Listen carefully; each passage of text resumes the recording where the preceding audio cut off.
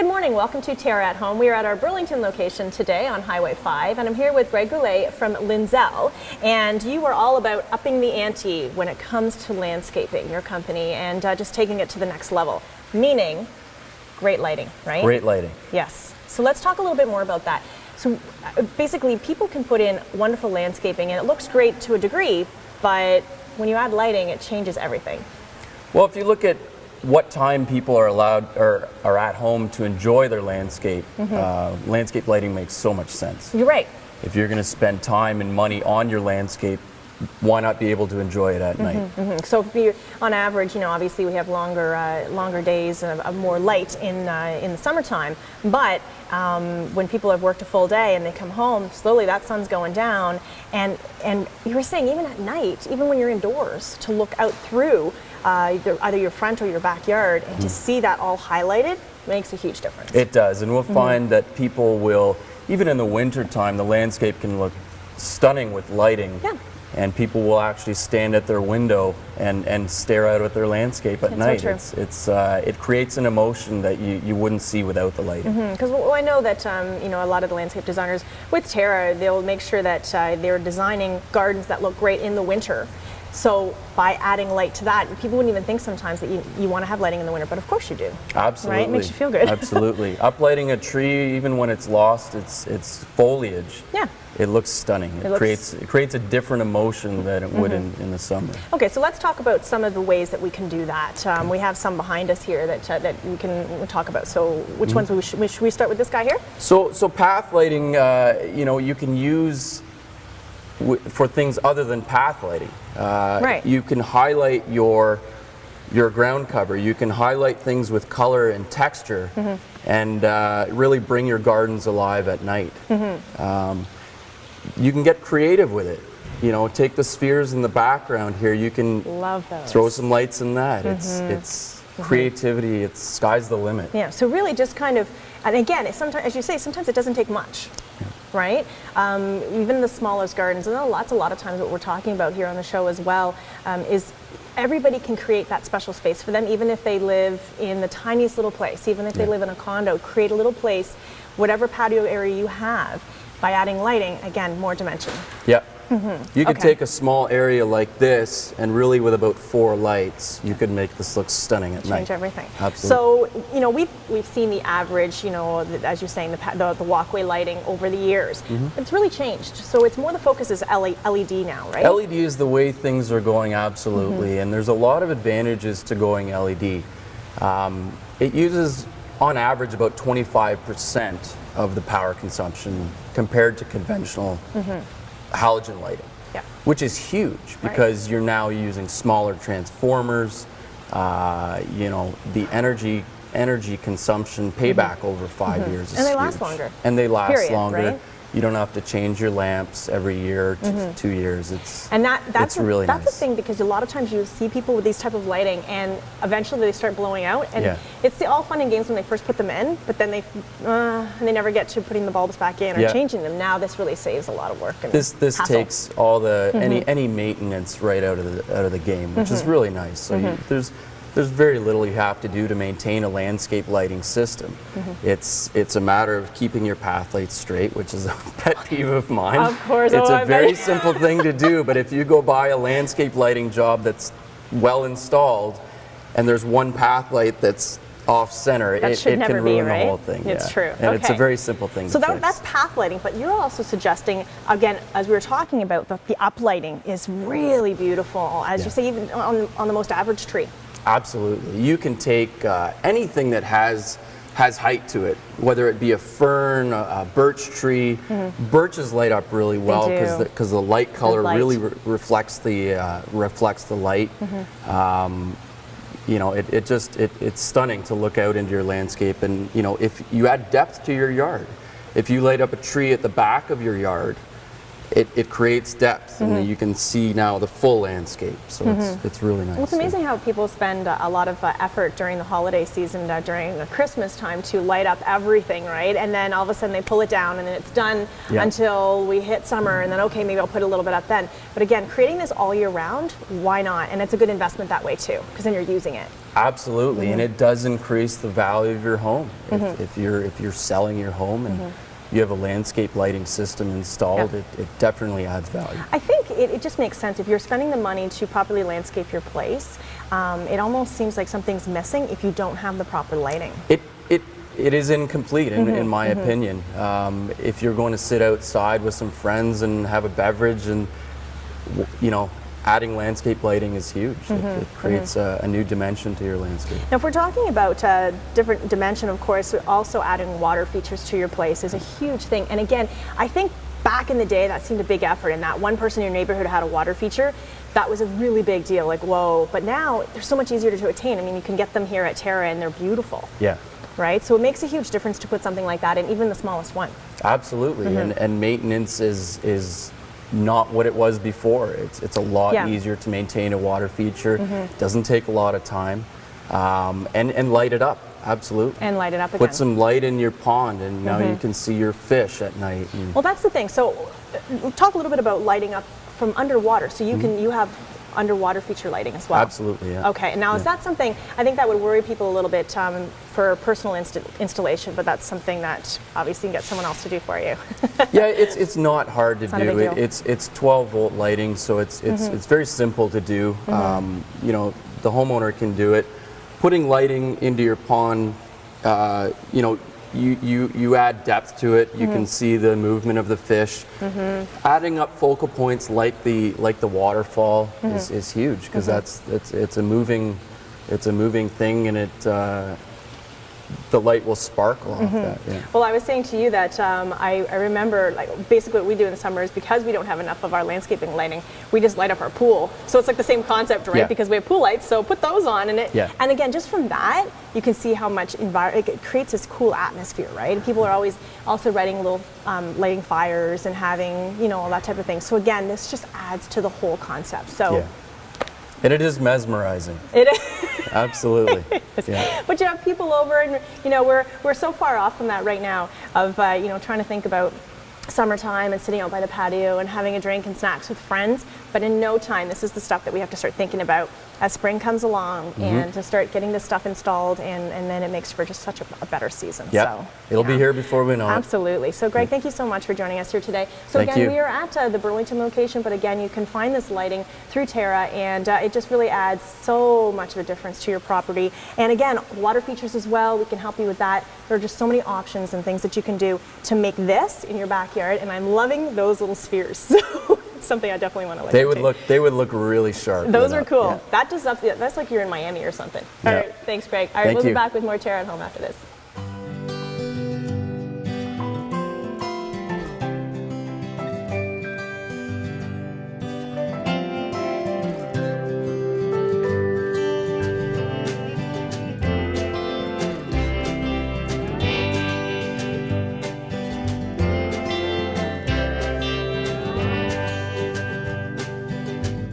Live color fully at TERRA, where color lives. You've sat under them and built forts in them.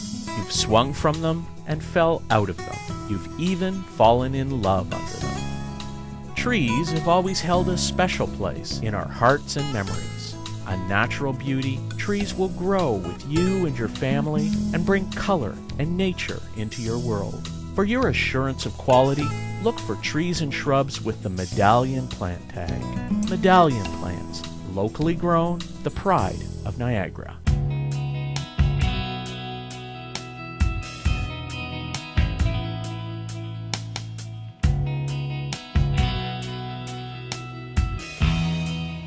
Good morning. Welcome back to TERRA at Home. We are at Morden's Wild and Organic Meats, and we're in the Flamborough area, correct? Correct. And yes. I'm here with Sandy Morden, and obviously this is your family, this is your place. How long have you guys been doing this? Well, we've been in business for about 25 years in the natural health food industry, long before it was cool to be in that business. When people are like, oh, all that stuff tastes bad, right? That's right, that's Everybody right. just thought it tasted bad. We've come a long way in 25 years. Yes, you sure have. As far as the family farm's concerned, we've been here for 6 generations. Wow, that's a long time. It is. There's some You history. guys know what you're doing. So when it comes to, I mean, the meats themselves, obviously, I mean, that is something that people are very particular. We were talking about how people really like information now. It is the information age where people try to gain it from wherever they can. So when they come here, they have a lot of questions for you. You know, where's the meat coming from, and blah, blah, blah, blah, blah, blah. Right? Certainly. We have hand-picked a group of small farmers to work with us to complement our gardens with our veggies and our fruits at the back. We bring them in and certify them that they are going to grow animals for us. So every year we go out and make sure that the feed protocol is right, the housing is right, just humane growing conditions and things like that. We follow it right through from butchering to hanging to all that type of stuff. So if there's any questions that need to be asked from people who want to be informed, we have the information for them here. It's a very different shopping experience. We're educating them one by one. It's Right, and we're talking about when people go to the average, big conglomerate grocery store, they just go and they pick their meat and they buy it and they go home and eat it. But here, they have lots of questions. They're very much more specific about what they're getting. And you have quite a variety too. So we have a regular mainstream meats that you would normally eat, and then a lot of the game meats that maybe some people have never tried before but are interested in, and you guys kind of have to educate them on that front too. Absolutely. I mean, our domestics, they're fairly basic. We all understand beef, pork, chicken, and turkey. But when it comes to bison and buffalo and venison, and then we get into some really exotic things like crocodile. And it started out as kind of a conversation piece, but you'd be surprised how many people do enjoy it. It's not one of our local products. We need to talk about that too, because largely what we're about is local. And that's a great part. Yes, let's talk about that. So you're all about local, but you're also supporting other local farms, and it's a big partnership for you. It's true. I mean, we've spent so many years forming these relationships with small farmers that want to work with us and sort of do it our way. And so we feel good about it. It's not just about being in business for ourselves, but we're helping other small farmers that wouldn't necessarily have the the finances to stay on the family farm. And I like that, because you are seeing that. Unfortunately, we are losing farms left, right, and center. So it is nice that everybody sticks together. It's almost like the world is trying to come back around to that again, but you're trying to fight the big machine at the same time. Absolutely. Right. It all comes down to the bottom line, and can we survive, right? I think if we work together, we can. Absolutely, and that's what you do. When you're coming into this place, you're confronted with, again, your passion, of course, natural foods, so lots of other products, but a lot of it locally made, from jams to jellies to granolas. Granolas. One of the reasons I got into the business years ago was some personal health problems. Really? So it was a problem with gluten and dairy allergies. Interesting. So we have a host of gluten-free products. We make breakfast cereals here on site at the farm every week. We prepare meat pies that are gluten and dairy free. So just a few examples of where our mindset's at. And interestingly, we've been talking about how more and more people are choosing to be gluten free, because even just as a lifestyle choice, versus not even because they have celiac issues. It's just now that's the decision that they're going. So it's becoming more popular. It is, and there's more products now than ever before, and they're nice tasting. It used to be if you found something that was a little questionable, do I want to eat this? Oh, it's kind of heavy and like a brick, and yeah, it's not refreshing now. Tasty. Yeah. So let's talk a little bit about your cereal, because it apparently is just pretty awesome. Well, it's all homemade in very, very small batches, and we do it in large ovens at the back, and it's mixed up with unpasteurized honey and seeds and nuts and fruits, and you can smell it in the air today because we're baking. So it's very nice. That's nice. And the experience of coming here, again, we want to let people know that this is a family environment. So bring your children. This is all about the kids in a way, isn't it? It is, absolutely. We've sort of designed it to entice families to bring their small children, because we have animals here that sometimes, if they're living in the city environment, they haven't had a chance to see or educate themselves on. So the children come up and have a great time, whether it's with the donkeys, the horses. We've got exotic birds, a whole little barn full, a miniature barn full of animals to have fun with. Isn't that fun though? I mean, I know that you guys have always been here, but to know that that's what you do, and you have a little play area for kids, and so a lot of times people with small children, they don't want to come to it. They're not sure if they can bring them because they're crazy and they're running around, but it's okay here. That's what we're set up for. So they're coming to you. Okay, say I wanted to try. Let's go back to the meats a little bit. I want to come in and try elk. I like elk, but how? I mean, the questions of preparing game meat versus, as you say, the domestic side of things. Absolutely. Suggestion would be to come in on Saturdays, because we're always doing demonstrations and cooking different varieties of meats. There's recipes included. We've got recipes on our website as well. So as you buy the things, we'll educate you individually on how to cook it. I like that. That's good because again, with certain meats, sometimes there's that point where you get to that point of perfect wellness, and then all of a sudden it's tough, it's overdone, and absolutely, right. And the main fact is it's very lean, right? It's different than your domestic meats. So when it's lean, if you do overcook it, it becomes very dry and tough. And it becomes jerky. That's right. Involuntary jerky. So those are good. Now you also have fish. We do. Yeah. Yes. So let us talk a little bit about that. We bring the fish in, of course, from an importing company. We bring some Arctic char, whitefish, pickerel, but our top seller is our organic salmon from Iceland. I noticed that in there. So how is fish organic? It is a program that the UK has put into place, and they are still in sea waters, but they're monitored. The feed is all organic, the waters are monitored, the pH factor and all that type of thing. So they are caught, wild caught. They are not farmed. We have some questions around farmed fish. Yes. It's not farmed in the sense of that. Okay. Just monitored extremely well. And being from Iceland in the cool, clear, clean waters. And fed organic feed, it makes the difference. You really need to taste it. The taste sells it. And I think that's the thing. So again, coming from here, coming from experience from you guys and your family, and to again experience and come back again and try something new each time. I mean, there's just so much to offer, right? Exactly. We're not great salespeople. We're not out knocking on doors per se. It's just people come. They say, you know, what are we going to notice that's different from your conventional meats? And we just tell them the taste. Try it. The taste will bring you back. Now, open. What are your hours? When are you open? When can people come and see you? We're open year-round, from Tuesday through Saturday, from 10 to 5. Perfect. So really, I mean, this is actually a great idea to do something like this in the wintertime with your family, because a lot of times families don't go out enough. Pack up the kids and come up here, and it's... Spend some time. Yeah, it's the experience overall. Exactly. Okay, and your website is? Morden's Organic Meats. Perfect. You can go on, find out those recipes, and then come in and experience the day, because really it is... It's fun. And we're popping organic popcorn for the children every morning. Oh yeah, I noticed the popcorn. You have eggs and you have yogurt and everything you can imagine. You can actually do most of your shopping here. Isn't that nice? And it's local. And bring the kids. And bring the kids. Well, thank you, Sandy. Yeah, you're welcome. That's really great. All right, we are going to take a break. We will be back with more.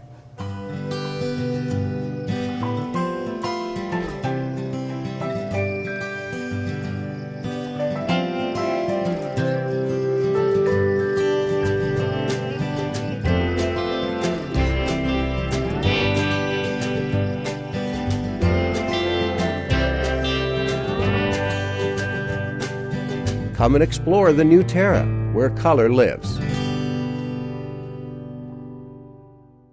You've sat under them and built forts in them. You've swung from them and fell out of them.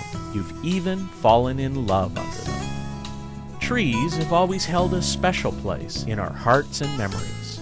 A natural beauty, trees will grow with you and your family and bring color and nature into your world. For your assurance of quality, look for trees and shrubs with the Medallion plant tag. Medallion plants, locally grown, the pride of Niagara.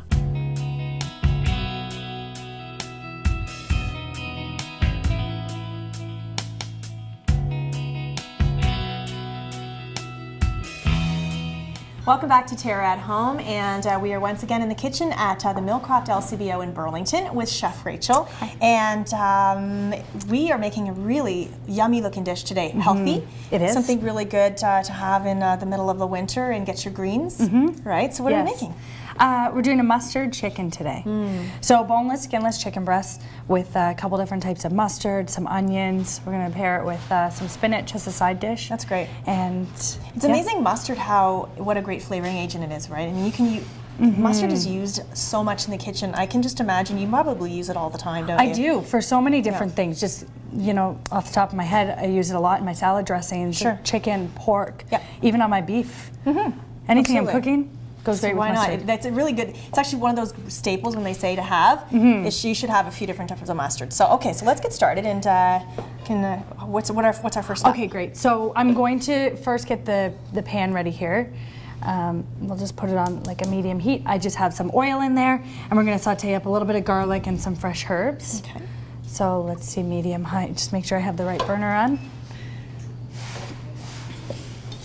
So just a couple cloves of chopped garlic. Right. And I also have some fresh herbs. So rosemary and thyme are my choices today. See if I can get.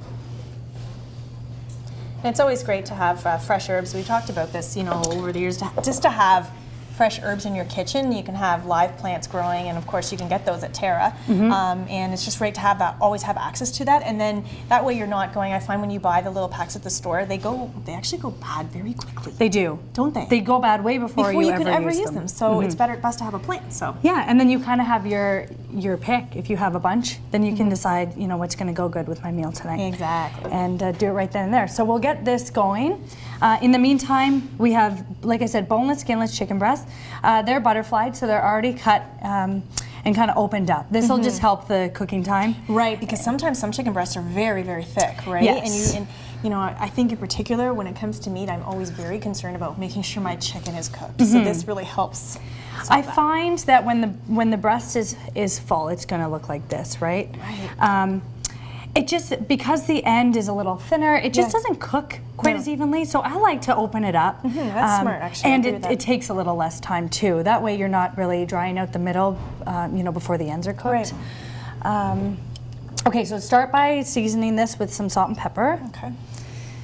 And then I kind of went a little crazy with my mustard selection. I chose 3 different kinds to use today. That's okay. It's a mustard theme. Hamilton is the mustard capital of the world, so it's kind of neat that we're so closely situated. Yeah. So one thing hey, I mean, these are interesting stats, but it's true. It's really cool. Okay, let me just make sure that's not going to burn there. Okay, you definitely don't want to burn garlic, right? I've done that before, and it's not it really gets bitter. It's not a nice No, taste. so we'll try to keep an eye on that. Okay. So this here is just a Dijon mustard, and I also mix in a little bit of honey mustard with it. Oh. Okay, so we've got a couple different kinds of mustard here. We're just going to spread this all over the chicken, and then later we have the grainy mustard for our sauce. Okay. So I try to do this as neat as possible, but when you're at home, you can get your hands dirty. Yeah, that's the thing, right? Just get right in there and you can just rub it right in if you want, Then you can get all the sides. Yeah, exactly. Got to keep my hands clean here, so we'll just... So are you going to coat both sides of this? We can turn it around, and we'll try to do the other side a little bit. All right. And so basically, we're just going to fry this in the fry pan. If you were to leave your chicken breasts not butterfly, just you know, as they come, then they're like I said, they're just going to take a little bit longer. Because these are butterfly, what I'm going to do is I'm just going to put them in the pan for a couple minutes per side, and then I'm just going to transfer them over to a baking sheet. We can throw them in the oven, and then we can use the pan to make our sauce for the rest of it. That makes sense. Yeah. So, but you can cook these. You can just keep them right in the pan. Yeah. You know, for an easy quick dinner. Yeah, that's right. If you want to just Keep them right in the pan and make the sauce as soon as they come out. Less pots to clean your pans, right? Okay, so this is looking okay. It doesn't look like it's getting too dark, but it's nice and high.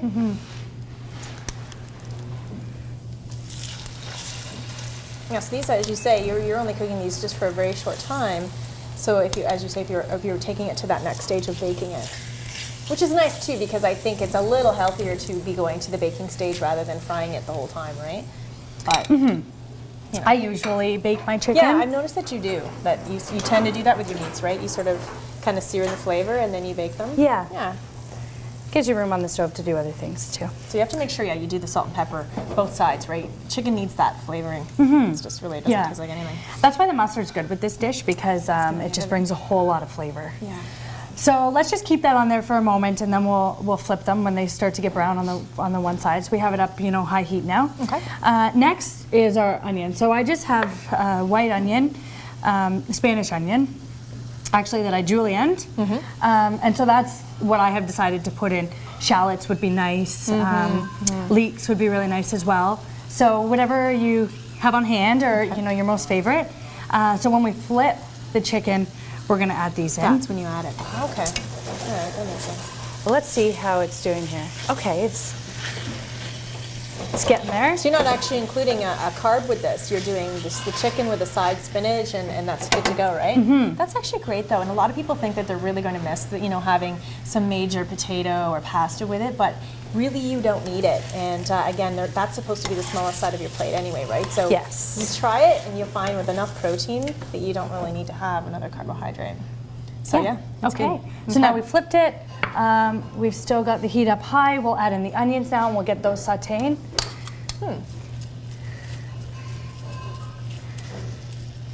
And then, That's great. That's going to be really good. in a moment, when we get the other side just almost cooked there, throw them onto the pan, and we're going to make the sauce. Okay. That's the fun part, I think. So okay. we've got some white wine we're going to put in there, a little bit of chicken stock, some cream. I'm just using 10% cream, but whatever you have on hand. Whipping cream works well, but 10% is a little healthier. And we're going to mix in some of that grainy Dijon too. Okay, so what we'll do is we'll come back from break and we will make that sauce for you.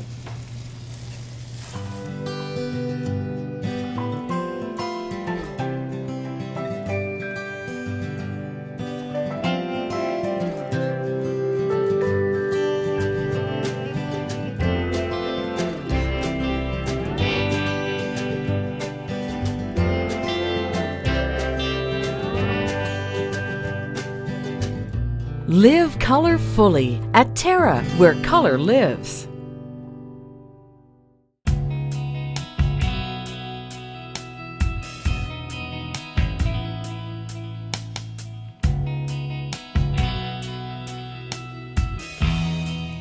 Welcome back to Terra at Home, and we're finishing up this great chicken dish, again using a variety of mustards. So you are now, we've done the chicken in the oven, but you're now frying up the onions a little bit more. Yeah, and we're going to make the sauce here. So you want the pan to be nice and hot. We'll test a little bit of wine first. Okay, not quite hot enough. You want to hear that sizzle. Right. Right? So of course we're at the LCBO, so it's been perfect. We use a nice local wine. Yeah. Just a little bit of white wine and Yep. table wine, right? Yeah. Okay, starting to get up. You want it to be really hot, so when you pour the alcohol in there, it kind of cooks off. Right. Right? So Yeah. the higher the better. It's nice to do this right when your chicken comes out of the pan. Okay. Perfect. Just a generous glug Whatever. of wine. Save some for yourself for later. It's always nice to have a glass of wine, the wine that you used in your cooking, to have with the meal afterwards, right? Yes. So just let this cook, like the alcohol cook off for about 30 seconds or so, and mix it well in with the onions. It'll start to evaporate a little bit. If you need some more liquid, you can add a little bit of stock. Okay. We'll add a little bit of cream in, just to give it that creaminess. This sounds really good. This is just a really nice combination of flavors. And then we'll mix in the mustard. And then we have some spinach here, just really easy. A little bit of olive oil, salt and pepper. I put some lemon zest in there as well, and a squeeze of lemon juice. So it's an easy side dish, it doesn't take very long. I actually don't like to cook the spinach really well. I like to kind of keep it whole. It's better for you, right, if you're not overcooking it. And it also doesn't look as good when you've overcooked the spinach, right? It just turns into a kind of lump. a clump of green. Yeah. So, and that's so healthy for you to eat. So there we go. We just want to simmer this for a couple minutes, and then you have a nice grainy mustard sauce. Great. So is that going to thicken up a little bit, or is that kind of how it is? It will. If you simmer it for a little bit longer, it'll start to evaporate and get a little thick. And so it depends on how long you're simmering for. Sometimes I like to just adjust it. If it's too liquidy, simmer it for longer. If it's not liquidy enough, add some more wine. Okay, so you just kind of adjust. All right, so you're going to plate it. Again, just want to remind everybody that you can find this recipe on our website, terragreenhouses.com, and including all of our recipes, of course. You can watch past episodes and find more. Again, it's just a really nice, easy recipe, great for this time of year, some good color. And I like the fact that you're adding some feta cheese onto spinach. Into the spinach. A little more flavor. Yeah, just something a little different. Yeah, I like that idea. So a little bit of that. You can top it off with a little more lemon zest if you'd like. Okay. And a little bit of course, we'll spoon some sauce on. A little bit of sauce. And all those nice onions. Very good. And a fairly straightforward, healthy meal. So just a little bit of cream. Thank you so much again, Chef Rachel, and thanks again to the LCBO Millcraft for allowing us to use their kitchen. That's it for now. See you next weekend.